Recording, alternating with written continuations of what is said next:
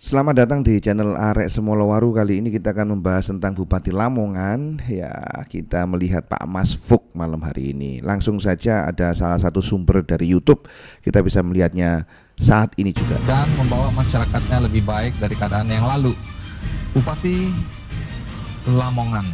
Saya ini penggemar soto Lamongan. Oh ya, makasih. Tetapi saya termasuk yang menertawakan Anda ketika Anda mendeklarasikan program wisata bahari di Lamongan.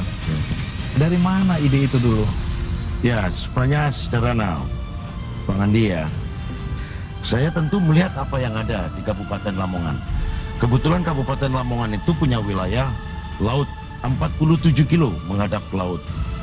Dulu hanya sebagai tempat untuk mengurus Tanjung rupiah. Kodok gitu. Ya, Tanjung Kodok itu untuk melihat Namanya aja udah nggak seksi, Ya, Tanjung Kodok. Tanjung Kodok. Tetapi ini kan satu peluang ya. Saya yakinkan untuk orang lain berinvestasi di Lamongan. Karena memang awalnya itu tidak ada apa-apa. Sekarang itu kapal pesiar ada. Kemudian hampir seluruh permainan-permainan yang ada di dunia ini ada di tempat kita. Oh, Kemudian binatang-binatang itu juga yang aneh-aneh kita import juga dari Afrika. Ya. Sekarang tinggal panennya. Asal nggak kena tsunami sampai kiamat pun tinggal panen itu.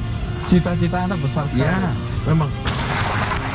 Ya, mungkin oleh karena gagasan-gagasan, ide, tindakan, dan hasil yang didapatkan, maka pada tahun 2008 ini selain begitu banyak prestasi penghargaan, maka tahun 2008 Anda mendapat penghargaan sebagai Bupati Terbaik se-Indonesia.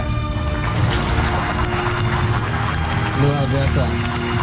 Untuk bidang pariwisata, perdagangan, dan investasi ya.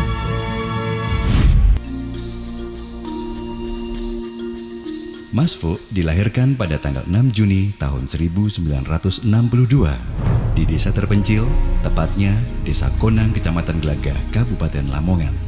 Oke.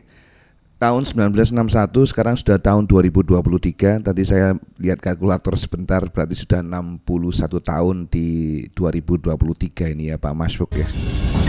Tumbuh dalam kondisi dijerat kemiskinan dan kemelaratan.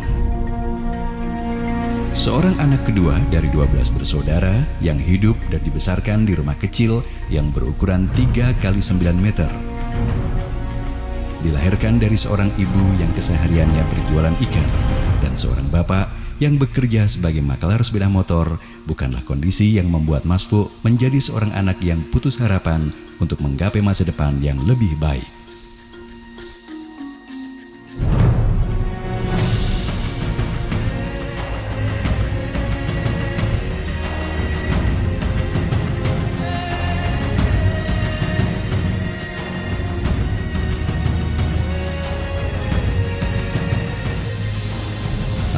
Kan, jika Mas Fuk di masa kecilnya adalah seorang anak yang cerdas dan menonjol kemampuannya menjadi seorang pemimpin di antara teman-teman bermainnya dan seorang anak yang sangat bersahaja.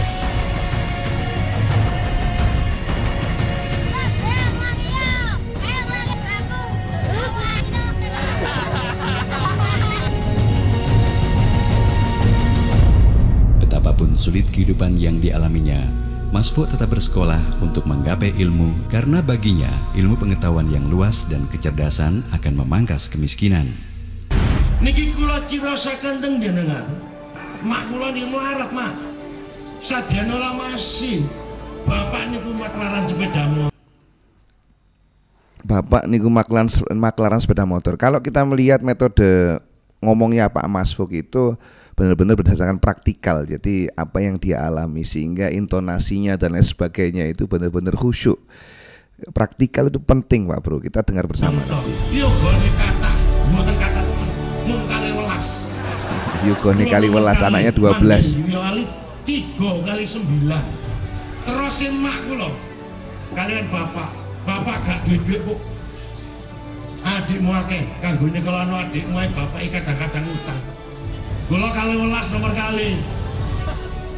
Emak niku mboten semerap nek kula mantun ngoten dados bupati. Mboten semerap. Ini adalah keputusan Allah. Ning bapak wekdal menika mung pesene setunggal Bu, aku gak iso ninggali kon donya. Kabeh sak adik-adikmu kabeh tak sekolahno. Embo carane bapak nyekolahno. Lih, Rangga to lih. Kon sekolah, meskipun kon anak wong melarat, Anda berhak untuk mempunyai masa depan yang bagus. Kalau kepingin teng panjenengan marlah. Masih awakmu anak wong melarat tapi awakmu berhak untuk mendapatkan masa depan yang lebih bagus. Wis budal sekolah tak golekno dhuwit boyo apa carane itu, Masya Allah, masuk pol ya kelas dunia. Jangan sampai jenengan putus asa nyekolaken putra jenengan. Insya Allah niku saya Pak kangge jenengan, saya maka kangge tiyang Lamongan. Insya Allah saged berubah nasib. Soro gak apa-apa, tapi anak insya Allah masa depan. Ngoten lho Mas. Setuju sama sampean Mas? Niki penting. Mangke jenengan nek melarat, anak jenengan niku cerdas, cetok, wolo-wolo, tes teng negeri ditrampi. Jenengan melarat sampean seturaken teng Pemda. Mangke disekolahaken sampai lulus.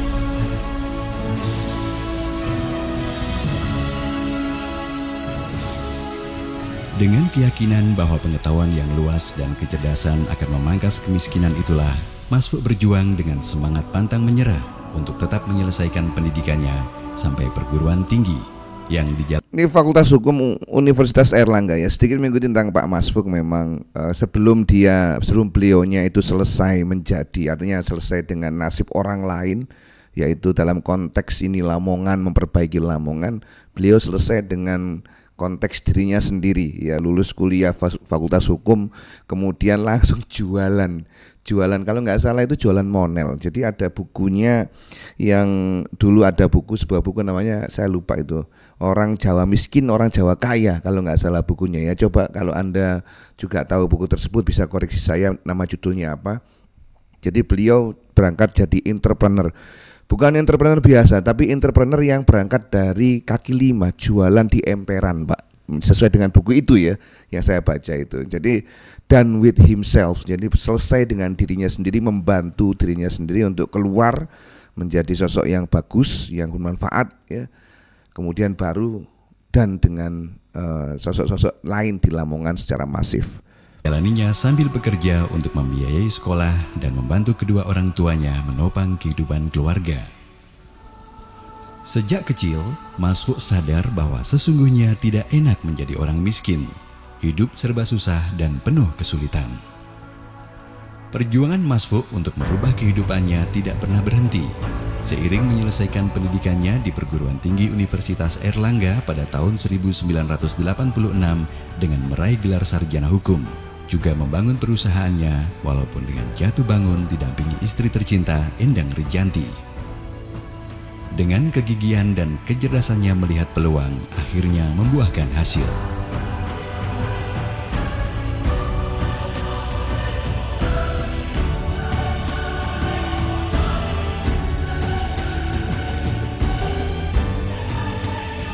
Perusahaan yang didirikannya kemudian berkembang dan semakin maju sehingga mampu memberikan lapangan pekerjaan kepada ribuan karyawan untuk bekerja pada perusahaannya.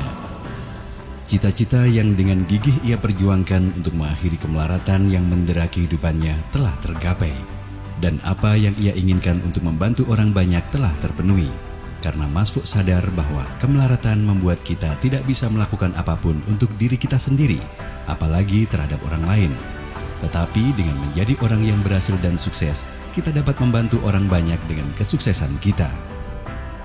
Dengan kesuksesan yang telah dicapai inilah, kemudian Mas Fuk mendapat penghargaan baik nasional maupun internasional. Di antaranya, The Best Exporter Performance of East Java pada tahun 1996, Luhur Abdi Karya Award pada tahun 1998, Top Eksekutif Indonesia pada tahun 1998, Citra Adikarsa Pembangunan Indonesia pada tahun 1998, International Management Indonesia pada tahun 1998, dan Quality Management System Improvement Certificate pada tahun 1999.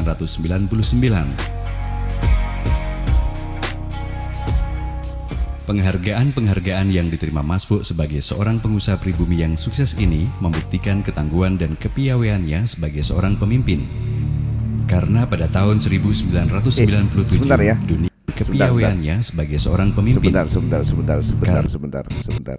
Mas Fuk sebagai seorang pengusaha pribumi yang sukses ini membuktikan ketangguhan dan. Nah, di foto ini saya nggak tahu ini di mana, tapi di foto ini yang paling menarik adalah di bagian tangan seperti ini ya. Kecurigaan saya itu adalah rokok, Pak.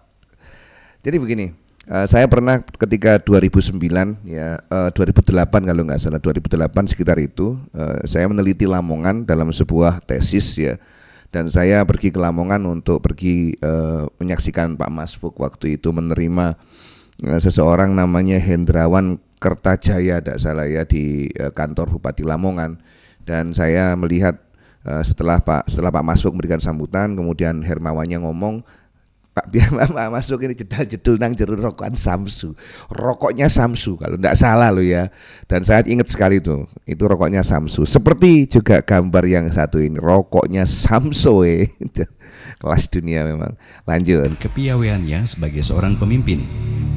Karena pada tahun 1997 dunia dilanda krisis ekonomi dan moneter yang berkepanjangan dan kemudian mengimbas ke Indonesia serta menghantam perekonomian Indonesia yang berakibat pada bangkrutnya perusahaan-perusahaan besar dan terjadinya PHK besar-besaran. Tetapi perusahaan yang dikelolanya tetap bertahan dari badai krisis ekonomi tersebut dan justru makin berkembang dengan lahirnya anak-anak perusahaan baru yang dipimpinnya.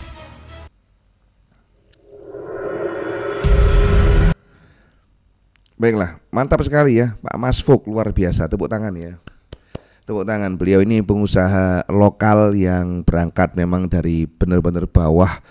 Anda bisa melihat tadi itu kalau ceritanya tentang kemiskinan itu begitu mengharu biru, karena memang itulah yang beliau alami sampai akhirnya menjadi semangat untuk maju, semangat untuk berubah, semangat untuk menggapai lebih baik lagi ya, terutama dari sisi finansial gitu. Ya, tadi dikatakan itu ndak enak tadi wong melarat, ya memang ndak enak, tapi ya harus berubah. Ya apa carane nggak ero. Wis pokoke lek ono dalan pasti ono dalan insyaallah ya. Orang-orang seperti Pak Mas Fuk ini terlepas dari semua kontroversi yang ada pada beliau, kayak Pak Dahlan juga terlepas dari semua kontroversi yang ada pada beliau ya, dengan segala atau 1001 apa ya ibaratnya cerita-cerita unik yang lain. Itu memang orang-orang yang berangkat dari bawah, berangkat dari orang bukan siapa-siapa ya, orang bukan anak seorang pejabat atau anak pembesar, tidak, tapi orang biasa yang punya semangat, yang punya keinginan kuat untuk merubah nasib, dibuktikan, ini penting sekali, dibuktikan lewat perjalanan hidupnya membangun sebuah perusahaan. Kemudian setelah usahanya bisa berkembang dengan pesat, barulah kemudian ingin merubah masyarakat yang lain ya, untuk bisa lebih maju. Kira-kira seperti itu. Ini sangat kita apresiasi sekali. Perlu sekali negara kita ini atau daerah Anda misalkan di Surabaya ini juga penting sosok-sosok semacam ini. Baiklah, waktunya sudah terlalu lama. Kita akan coba lagi di pembahasan-pembahasan yang lain. Semoga malam ini membahas tentang Pak Mas Fuk ini bisa memberikan value, bisa memberikan sesuatu yang positif bagi jenengan semuanya. Jangan lupa ikuti terus channel ini. Kalau berkenan silakan subscribe. Matur nuwun, kita jumpa lagi di lain kesempatan.